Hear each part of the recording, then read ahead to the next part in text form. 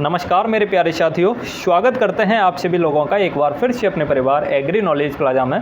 उम्मीद करता हूं आप सभी लोग स्वस्थ होंगे और बहुत ही शानदार होंगे। तो यहाँ पे देखिएगा, आज आप लोगों की एग्रीकल्चर की क्लास होने वाली है। यहाँ पे देखिएगा सभी बच्चों के लिए यहाँ पे क्लासेस चलाई जाएंगी, चाहे वो कोई से भी ग्रुप का हो। यूट्यूब चैनल ये जो द नॉलेज प्लाजा है, ये यूपी के हर बच्चे तक पहुँचेगा जो एग्रीकल्चर के साथ जुड़ा हुआ है। यहाँ पे देखिएगा, हमने एमएससी वालों के लिए भी कुछ चीज़ें शुरू की हैं। तो एमएससी वालों के लिए क्या शुरू किया है, बाकी यूजी के जितने भी ग्रुप हैं, पीएजी, पीसीएम और पीसीबी, इन सभी लोगों के लिए तो चल रहा था। एमएससी के लिए नहीं चल रहा था, तो एमएससी के लिए भी हमने शुरू कर दिया है। वो दिखा देते हैं। पहले देखिए, यूपी के टेट के एग्ज़ाम में सबसे ज़्यादा प्रॉब्लम होती है स्टूडेंट को जीके की सबसे ज़्यादा प्रॉब्लम होती है। इसलिए जीके के सॉल्यूशन के लिए हम एक अलग से जीके की सीरीज लेके आए हैं। यहाँ पे देखिएगा, आप लोगों को ये दोनों का कंबाइन है। अगर आप लोग केवल और केवल जीके लेंगे तो 149 में ही आप लोगों को मिल जाएगा। वो अभी आपको दिखा देंगे। पहले इसमें बता देते हैं इसमें आपको क्या क्या मिलेगा। तो इसमें देखिए, इसमें आप लोगों को जीके मिलेगा और आपके जो एमएससी एग्रीकल्चर का जो एंट्रेंस एग्जाम हुआ है, उसमें पीवाईक्यू जो प्रीवियस ईयर में क्वेश्चन पेपर पूछे गए हैं, वो आपको मिल जाएंगे यहाँ पे।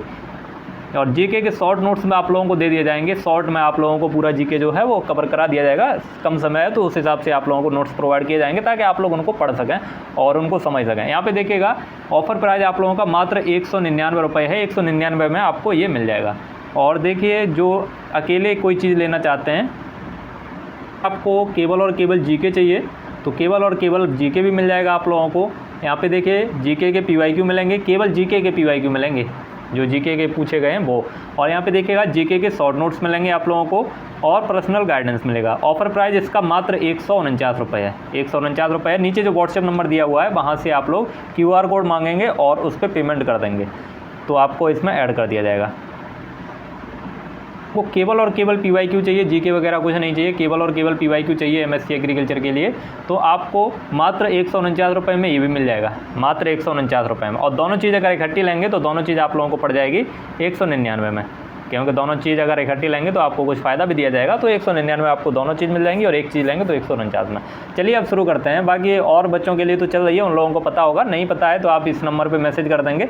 सभी लोगों के लिए पीवाईक्यू की व्यवस्था है। यहाँ पे नीचे जो व्हाट्सएप नंबर दिया हुआ है, यहाँ पे देखिए, आपकी उस दिन क्लास हुई थी, उस दिन 30 क्वेश्चन हम लोगों ने कर लिए थे इसमें। तो 30 से आगे के क्वेश्चन करेंगे। तो आज का फर्स्ट क्वेश्चन है, भारतीय सरसों का वैज्ञानिक नाम क्या है? Scientific name of Indian mustard. Indian mustard का साइंटिफिक नेम पूछा है इसमें। तो इंडियन मस्टर्ड का साइंटिफिक नेम होता है मेरे दोस्त ब्रेसिका जेनेसिया। क्या होता है डियर? Brassica Genesis. यहाँ पे देखिएगा, खरीफ दालों में भारत की मुख्य फसल, खरीफ दालों में भारत की मुख्य फसल कौन सी है? तो यहाँ पे देखिएगा, खरीफ दालों में भारत की मुख्य फसल इसमें पूछा है। तो यहाँ पे देखिएगा, इसमें ऑप्शन हमें लग रहा है गलत है, क्योंकि उर्द भी खरीफ में ही उगाया जाता है और मूंग भी खरीफ में ही उगाया जाता है। बाकी चना जो है, चना रबी में उगाया जाता है, चना रबी में उगाया जाता है। तो इसमें क्वेश्चन में खरीफ दालों में भारत की मुख्य फसल नहीं है, ये होना चाहिए था। तो नहीं अगर पूछेगा तो चना नहीं है, चना रबी में उगाया जाता है। बाकी ये उड़द और मूंग जो हैं वो खरीफ में उगाए जाते हैं। अब नेक्स्ट क्वेश्चन देखते हैं। रचना, स्वाति, शिखा, अपर्णा, सपना, ये सब किसकी प्रजाति हैं, यानी किसकी वैरायटी हैं ये? तो रचना, स्वाति, शिखा, अपर्णा, सपना, ये सारी की सारी मटर की प्रजाति हैं। किसकी? मटर, पी की वैरायटी है, पी की वैरायटी हैं। अगला क्वेश्चन देखिए, संकुल मक्का की बीज दर कितनी होती है? संकुल मक्का या कंपोजिट,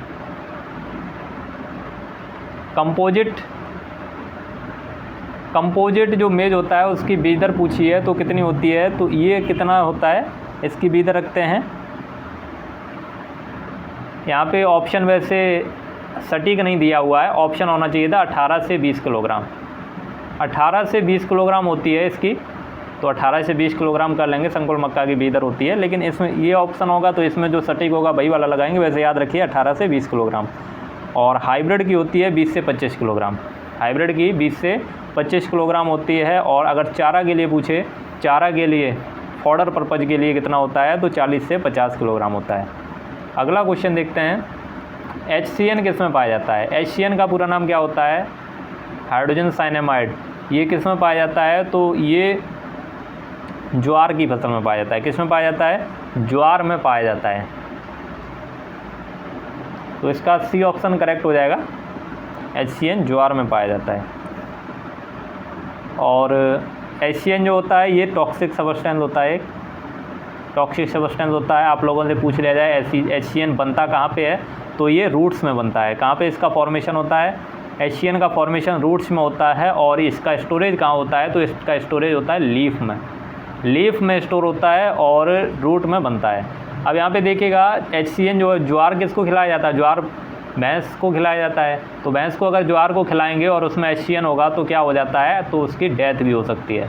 इसलिए कब चारा खिलाना चाहिए? चारा जब एक बारिश हो जाए, एक बारिश हो जाए उसके बाद चारा खिलाना चाहिए। जो चरी बोलते हैं इसको, उसको एक बारिश हो जाए उसके बाद खिलाना चाहिए, या उसमें सिंचाई कर दें उसके बाद खिलाना चाहिए। क्योंकि बारिश होगी तो क्या होगा?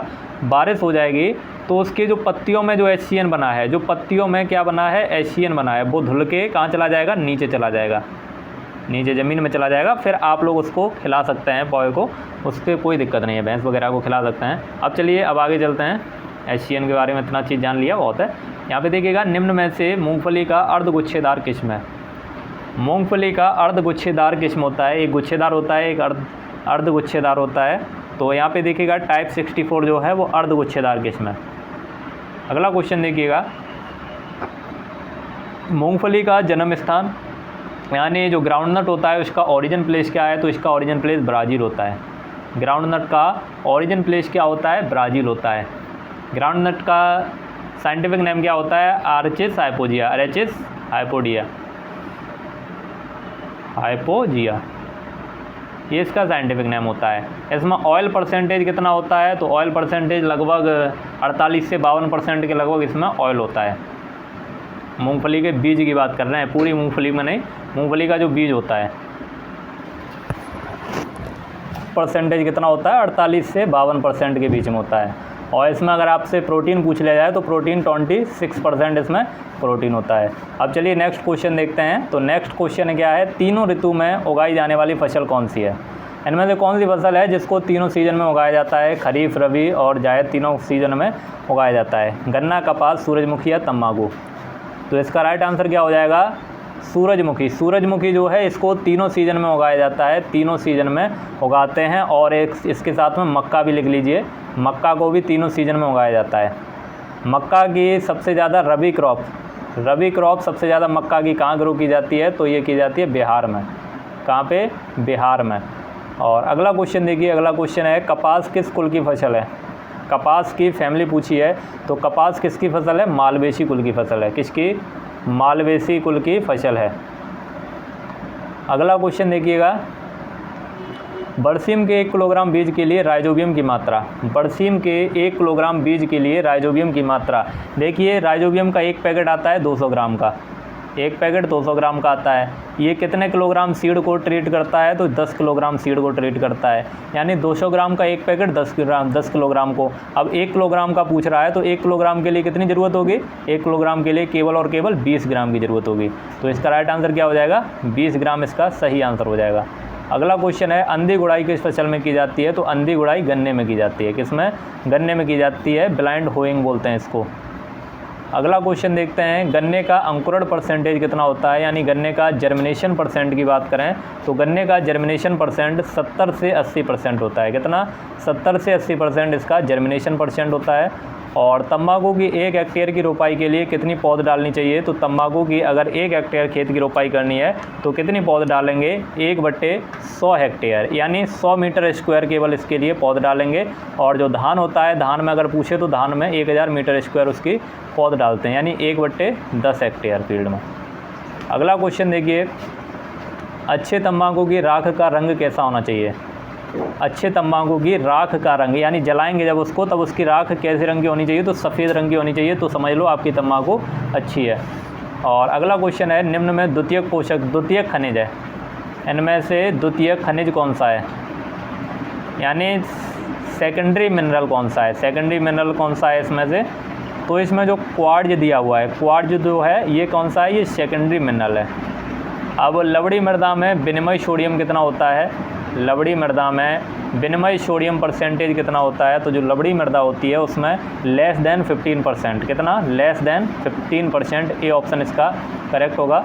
और अगला क्वेश्चन है, आप लोग भी आंसर करते चलिए और लाइक नहीं करते हो क्लास को लाइक कर दिया करिए। यहाँ पे देखिएगा, प्राकृतिक मृदा कणपुंज कहलाता है। प्राकृतिक मृदा कणपुंज क्या कहलाता है? तो इसको पेड़ बोलते हैं। क्या बोलते हैं? पेड़, PED। अगला क्वेश्चन है, साधारण आँख से ना दिखाई देने वाला मृदा क्षरण कौन सा सॉइल इरोजन है जिसको हम अपनी नेक्ड आई से नहीं देख सकते? जो हमें दिखाई नहीं देता है वो कौन सा होता है? जो दिखाई नहीं देगा वो सबसे खतरनाक भी होगा, क्योंकि पता ही नहीं चलेगा कि इसमें क्षरण हो रहा है नहीं हो रहा है, तो उसका कोई मैनेजमेंट भी नहीं होगा। तो ये सबसे खतरनाक होता है। कौन सा होता है? ये होता है परत क्षरण। कौन सा? परत क्षरण। जो सीट इरोजन होता है वो हमारी नेक्ड आई से दिखाई नहीं देगा। जीवांश पदार्थ में कार्बन प्रतिशत कितना होता है? तो जीवांश पदार्थ में कार्बन परसेंट को इतना होता है, ये होता है 58%। कितना? 58%। म्यूरेट ऑफ पोटाश में पोटेशियम की मात्रा, म्यूरेट ऑफ पोटाश में पोटेशियम की मात्रा होती है 60%। कितना होता है? 60% होती है म्यूरेट ऑफ पोटाश में। और नेक्स्ट क्वेश्चन है, किस कल्टीवेटर का इस्तेमाल बुवाई में होता है? इनमें से कौन सा कल्टीवेटर दिया है जिसका इस्तेमाल बुवाई में भी करते हैं? कानपुर कल्टीवेटर, मेकार्मिक कल्टीवेटर, वाहवा कल्टीवेटर या त्रिफली? तो इसमें जो वाहवा कल्टीवेटर है इसका इस्तेमाल बुवाई के लिए भी किया जाता है। याद रखिएगा, यूपी गेटेड में पूछा गया क्वेश्चन है। डिस्क हैरो के तवे का व्यास, डिस्क हैरो के तवे का व्यास कितना होता है? तो डिस्क हैरो के तवे का व्यास होता है 40 सेंटीमीटर। कितना? 40 सेंटीमीटर तवे का व्यास होता है। डिस्क हैरो तो आप लोगों ने देखा होगा, जो उसमें डिस्क हैरो में बहुत सारे क्या लगे रहते हैं? तवे लगे रहते हैं। तो उसका व्यास पूछ रहा है, तो व्यास कितना होता है? 40 सेंटीमीटर होता है। स्प्रिंग में प्रयोग होने वाली स्टील में होता है। स्प्रिंग में जो स्टील प्रयोग होती है, यानी स्प्रिंग कौन सी स्टील से बनाया जाता है? तो स्प्रिंग में कौन सी स्प्रिंग में प्रयोग होने वाली स्टील है? मैग्नीज। किसका प्रयोग होता है? मैग्नीज का प्रयोग होता है। यानी स्टील के साथ किसको मिलाते हैं? मैग्नीज को और मिलाते हैं उसमें। अगला क्वेश्चन देखिएगा, कौन सी जुताई सबसे अच्छी जुताई है? कौन सी जुताई सबसे अच्छी जुताई मानी जाती है? गर्मी की, जाड़े की या बरसात की? तो जो गर्मी की जुताई होती है, जो गर्मी की जुताई होती है उसको सबसे अच्छी जुताई माना जाता है। मिट्टी पलट हल द्वारा जुताई से कितना मिट्टी पलट हल द्वारा जुताई से कितना चलना पड़ता है? यानी कोई किसान है जो पैदल चल के जुताई कर रहा है, पैदल चल के जुताई कर रहा है और मिट्टी पलट हल से जुताई कर रहा है, तो 1 हेक्टेयर की जुताई करने में उसको कितना किलोमीटर पैदल चलना पड़ेगा? तो लगभग 60 किलोमीटर पैदल चलना पड़ता है उसको। कितना? लगभग 60 किलोमीटर। गन्ने के कोल्हू में बेलन की संख्या, गन्ने के कोल्हू में बेलन की संख्या कितनी होती है?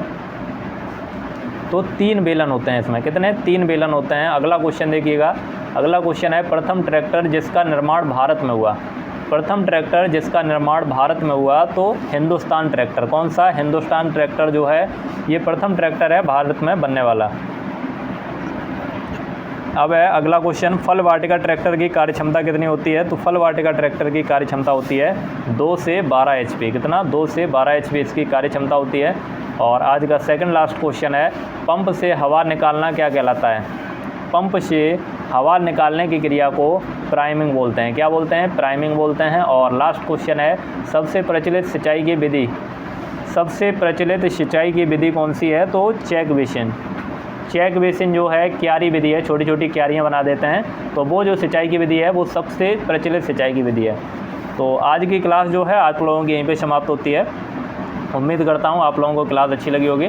अगर क्लास अच्छी लगी हो तो इसको लाइक करिए और चैनल पे नए हैं तो चैनल को सब्सक्राइब भी अवश्य कर लीजिएगा। मिलते हैं आप लोगों को कल वाली क्लास में, तब तक के लिए ख्याल रखिए अपना। और शुरुआत में जो आप लोगों को जानकारी दी गई है उसको देख लीजिए, अगर जिन लोगों को PYQ वगैरह चाहिए तो वो देख सकते हैं वहाँ से। तो मिलते हैं आप लोगों को कल वाली क्लास में, तब तक के लिए ख्याल रखिए अपना, तैयारी करते रहिए। जय हिंद, वंदे मातरम।